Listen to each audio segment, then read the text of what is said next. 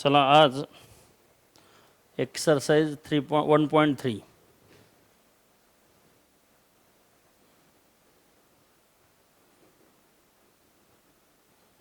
Exercise 1.3 आता त्याच्यामध्ये एक तुम्हाला प्रॉपर्टी थोडं माहीत असावी बरं का. काय प्रॉपर्टी आहे बघा. Let P is a prime number. P हा एक काय prime number. If P divides a square then p divides a. p हा एक प्राइम नंबर आहे and p divides a square. Then जर p न a स्क्वेअरला डिवाइड करता येत असेल तर p डिवाइड्स a ऑल्सो, म्हणजे त्याचं a स्क्वेअरचं स्क्वेअर रूट काय आहे a. आणि where a is any integer. A हा काय आहे इंटिजर. फक्त एवढंच लक्षात ठेवायचं तुम्हाला. ई पी डिवाइड्स ए स्क्वेअर आणि पी हा काय असला पाहिजे प्राईम नंबर. प्राईम नंबरला जर ए स्क्वेअरला डिवाइड करता येत असेल देन पी डिवाइड्स ए, तर त्याच्या स्क्वेअर रूटला सुद्धा डिवाइड करता येते. Where A is any integer. या एक प्रॉपर्टीचा यूज करायचा आहे. पुन्हा 35/25.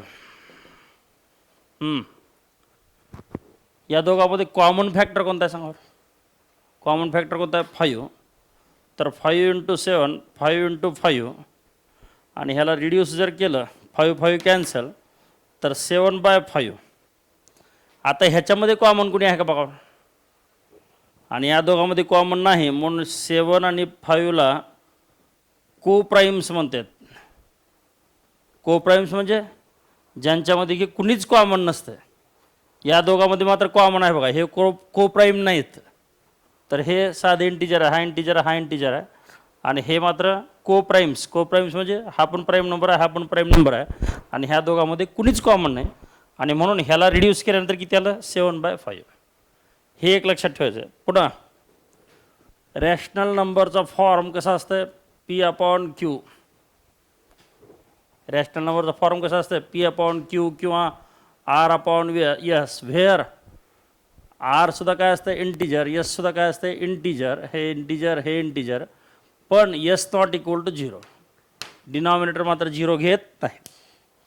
या छोट्या छोट्या काही प्रॉपर्टी आहेत. आता तुम्हाला असं लक्षात येणार नाही काही, पण ज्यावेळेस मी शिकवेन त्यावेळेस मात्र तुम्हाला लक्षात येईल पटकन.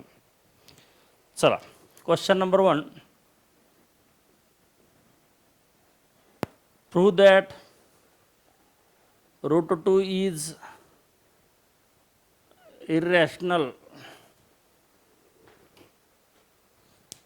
वह्या बंद करा आणि फक्त पहा, तुम्हाला आपोआप लक्षात येतं. प्रूफ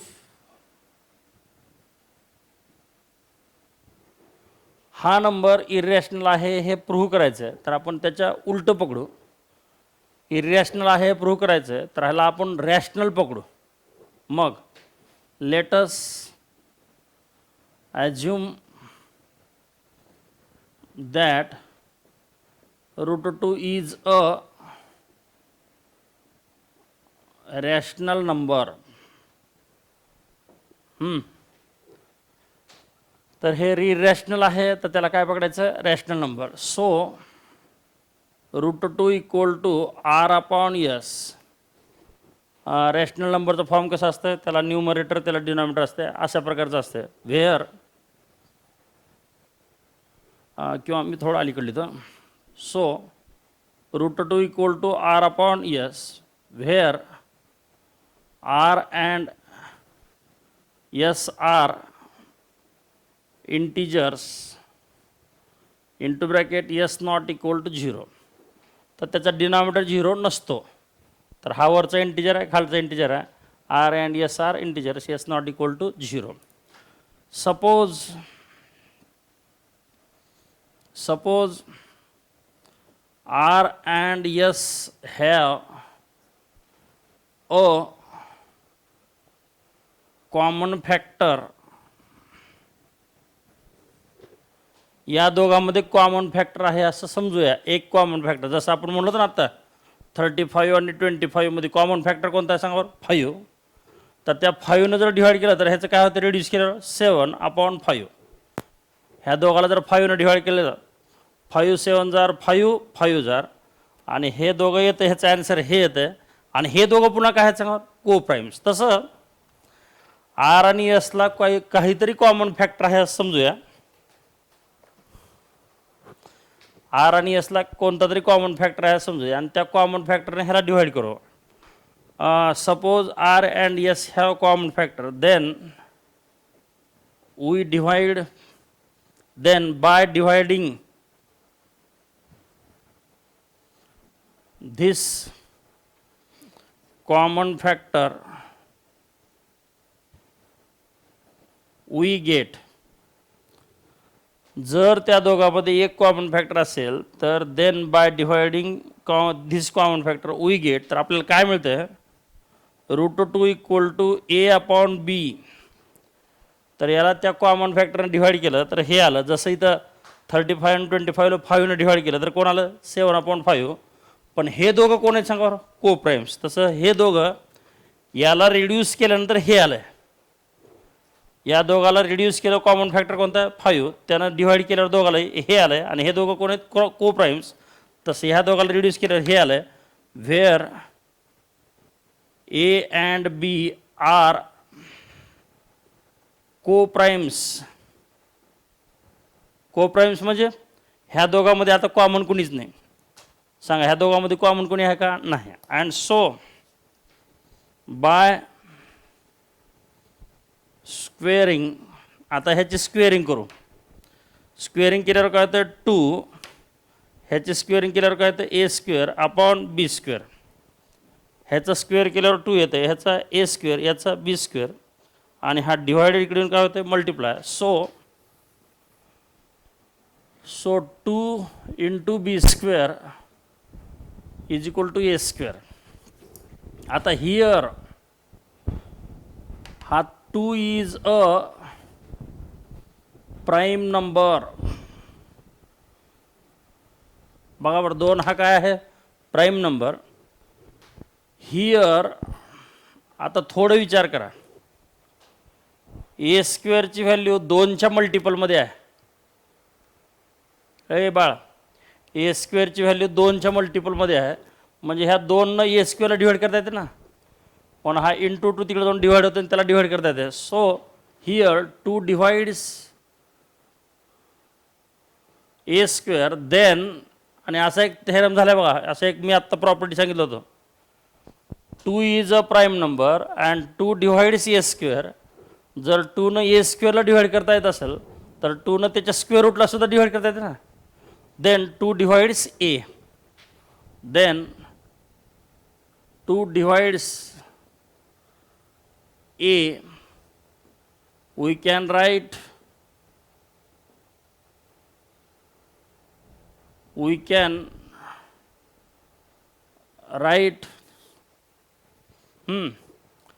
आता 2नं जर एला डिवाईड करता येत असेल, बघा आता थोडं बघा. आता समजा इथं आहे समजा 5 आणि 5 डिवाइड्स 25. 5 डिवाइड्स 25. तर या 25ला असं लिहिता येते का बघा? 25 × 5 × 3. सॉरी, 5 × 3 नको, 5 डिवाइड्स 25. 5 × 5 लिहिता येते का बघा बरं? तर ह्या 25 म्हणजे इथं लिहायचं हे, आणि याच्यासोबत आणखी नवीन कोण आले? 5. किंवा दुसरं 5 डिवाइड्स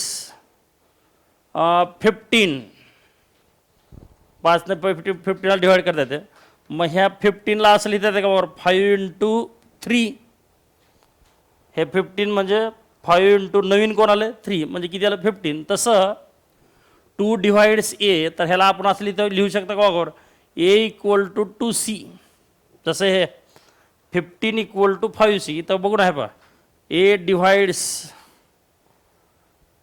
सॉरी 2 डिवाइड्स ए असं जर लिहिलं आपण 2 डिवाइड्स ए, सो या एला असं लिहिता येते का ए इक्वल टू 2c. जसं 15 = 5 × 3 हे नवीन आहे बघा, तसं हे नवीन येईल ना काय तर. मग C where C is integer, where C is integer. आता ही व्हॅल्यू एची आपण त्याच्यामध्ये ठेवू. याला नंबर 1 द्या. Putting A equal to 2c in equation 1. तर ह्याच्यामध्ये ठेवू 2b² is equal to 2c bracket square. तर हे ए म्हणजे काय आहे, ए म्हणजे 2c bracket square. And so 2b² equal to 4c² into 2 तिकडे जाऊन काय होतं divide. So b² is equal to 4c² divided by 2 and b² is equal to 2c². That is 2c² equal to b². काही नाही, हे फक्त इकडं लिहिलं आणि हे तिकडं लिहिलं. आता बघा ही सिच्युएशन आली बघा. आता हे बघा हे आणि हे जवळजवळ सेमच दिसायला. 2b² equal to a², 2c² equal to a². मी इथं असं म्हणलं होतं बघा a² हा 2च्या मल्टिपलमध्ये आहे, तसं b² सुद्धा 2च्या मल्टिपलमध्ये आहे.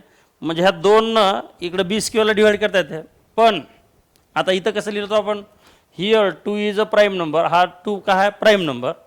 हिअर 2 डिवाइड्स a², ह्या 2 a² डिवाइड करता येते. देन आपला प्रॉपर्टी काय सांगते 2 a² डिवाइड करता येते, तर 2 एला सुद्धा डिवाइड करता येते. मग तसं इथं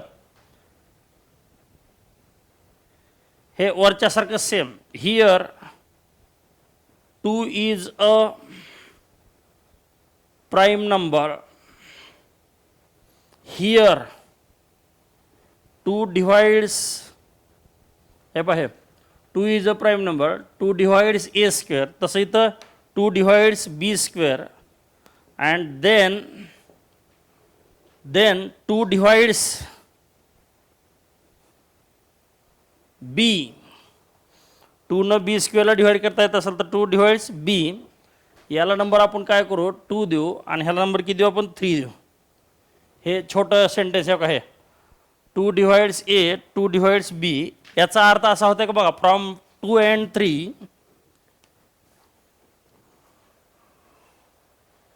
फ्रॉम 2 and 3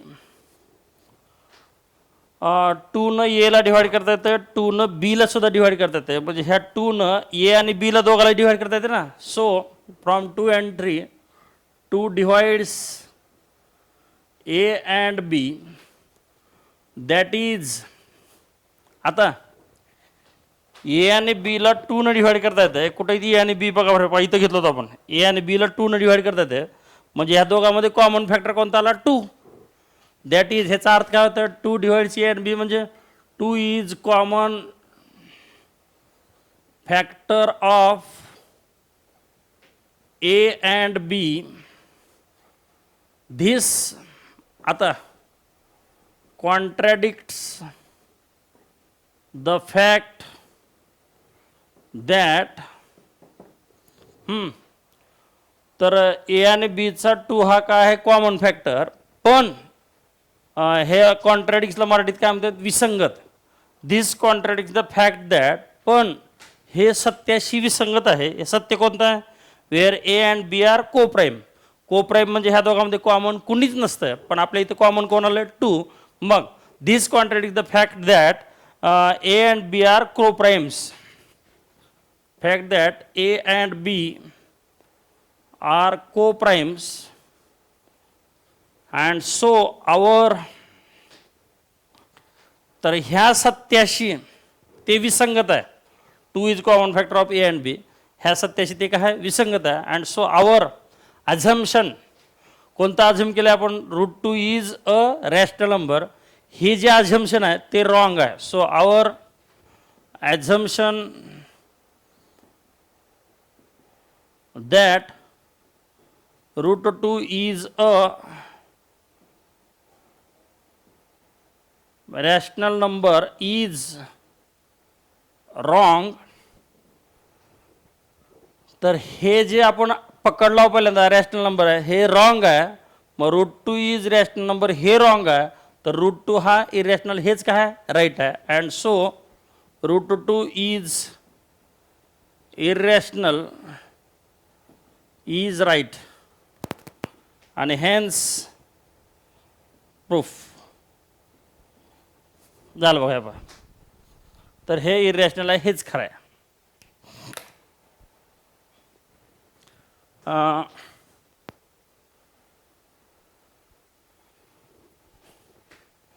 एकदा व्यवस्थित लिहून घ्या, प्रत्येक स्टेपला व्यवस्थित ओळ सोडा. इथे एक ओळ, इथे एक ओळ, इथे एक ओळ, इथे एक ओळ, प्रत्येक स्टेपला एक एक ओळ सोडा आणि हा व्हिडिओ 2दा पहा म्हणजे लक्षात येईल. किती वेळेस? 2 वेळेस.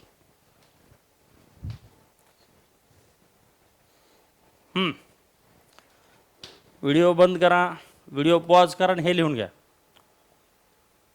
चला झालं.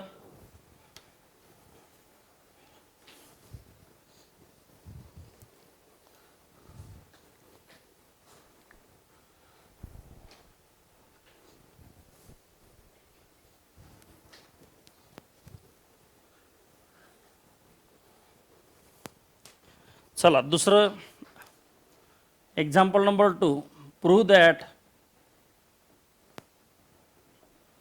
√3 इज इरॅशनल.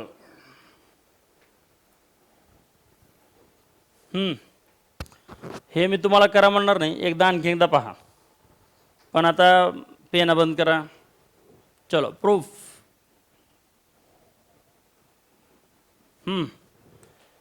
इरॅशनल आहे हे प्रूव्ह करा म्हणलं तर आपण त्याला काय पकडू? रॅशनल.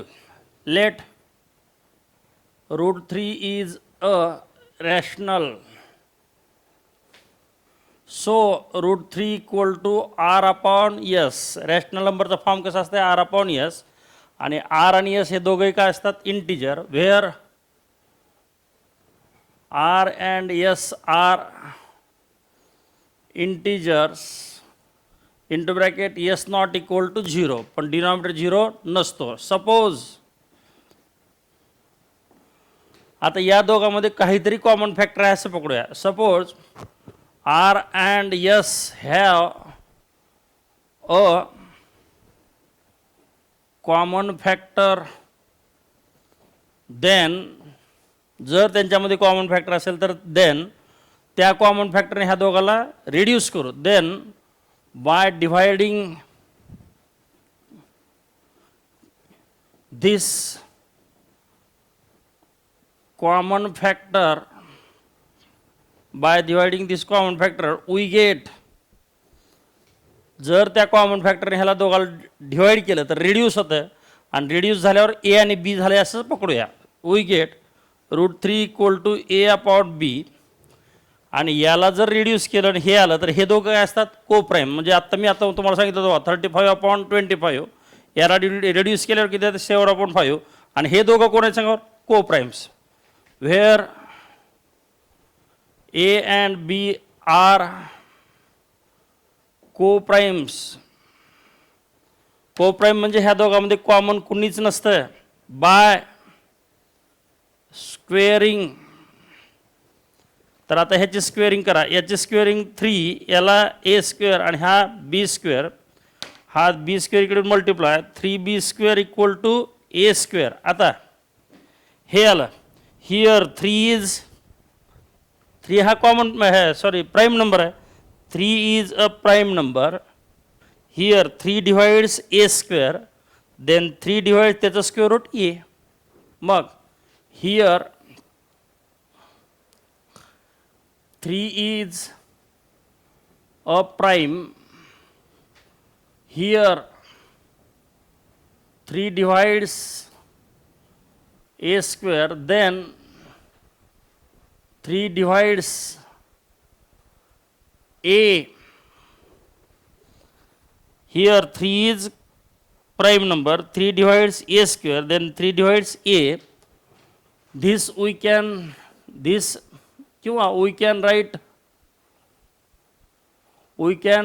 write.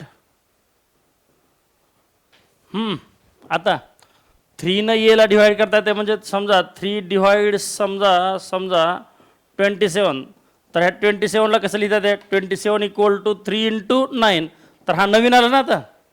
तसं असं म्हणता येते बघा 3 divides A then A equal to 3 into सी, तर हा ए इक्वल टू 3 इंटू सी, तसं 27 इक्वल टू 3 इंटू नवीन, आणि नवीनला काय पाहिजे सी, आणि सी हा काय आहे integer. We can write a equal to 3c where c is integer. a equal to 3c. आता ही a ची व्हॅल्यू इक्वेशन 1 मध्ये टाका, याला नंबर 1 द्यावा लागतं आणि ह्याला नंबर 2 द्यायचा बघा.